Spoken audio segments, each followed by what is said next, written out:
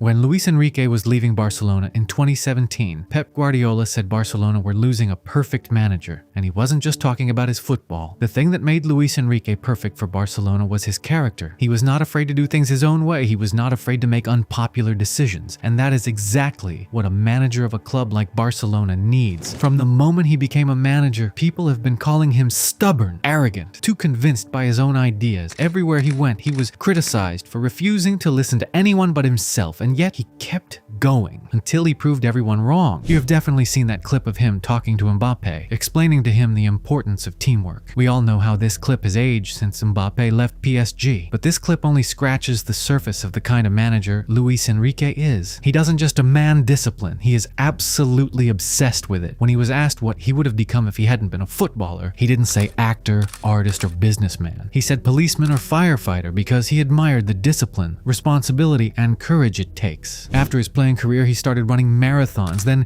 triathlons, then mountain biking in South Africa. He cycles, trains constantly, activates every muscle group every 30 minutes, walks barefoot on grass every morning because he believes it helps with his allergies. You might think he is insane, but he couldn't care less. He will keep going. That is what defines Luis Enrique. He started in the academy of Sporting Gijón, but as a kid, he was barely getting any playing time because he was smaller than the others. But while most kids would have stayed in their comfort zone, Luis Enrique understood that if Sporting were not going to develop him, he needed to do it himself, so he left. He joined a small local club called La Braña, and from that moment, his only mission was to destroy every challenge in front of him and prove Sporting wrong. And that's what he did. By the age of 18, Sporting brought him back. By 19, he was making his debut for the first team, and by 20, he was signing for Real Madrid after scoring 15 league goals as a midfielder. He was not the most elegant player in the world. He was not a magician on the ball, but he was intelligent, he was versatile, he was intense, and he fought harder than everyone else. But at Real Madrid, the same versatility that made him valuable also became the thing that held him back. They moved him from one position to another, but they were not using his versatility to make him shine. They were using it to make others shine. Players like Hagi, Prosinecki, Michel, and Butragueño were the stars. Enrique was the one being moved around to fit them, and because of that, he never really felt at home at the Bernabeu. So in 1996, he made a decision very few players would ever dare to make. He joined their biggest rival on a free transfer. Of course, Real Madrid fans hated him, they booed him, they insulted him, they made sure he knew exactly what they thought of him. But the louder they booed, the more motivated he became. And in his first season at Barcelona, he scored the same number of goals he had scored in 5 years at Real Madrid. He was still versatile. He could still play in midfield, out wide, deeper, higher, wherever the team needed him. But this time, they were not using his versatility to limit him. They were using it to unlock him. And this is one of the biggest reasons why, as a manager, Luis Enrique loves versatile players so much. Ivan Rakitic, Sergi Roberto, Rafinha, Marcos Llorente, Koke, João Neves, Warren Zaire-Emery, Seni Mayulu. He understands them because he sees himself in them. He knows how to get the best out of them, knows how not to limit them like he was limited in his playing days at Real Madrid. After starting his managerial career with Barcelona B and taking them to a third-place finish in the Spanish second division, he took over Roma in 2011, and that was where he faced his first real challenge. At Barcelona B, the footballing culture was already there. The La Masia philosophy was already built into them. At Roma, he had to build that himself, and in his first game, he committed a cardinal sin. He dropped Francesco Totti. That alone was enough to turn people against him, and it got even worse after Roma were eliminated from the Europa League playoff. He had barely even started, and everyone was already against him. Over time, his relationship with Totti improved. Results improved too, but the squad was old, the backline was slow, and the team simply was not built for the kind of high-intensity football he wanted to play. So he left after just 1 year. He took over Celta Vigo, and once again things started badly. After 9 games, Celta were 19th.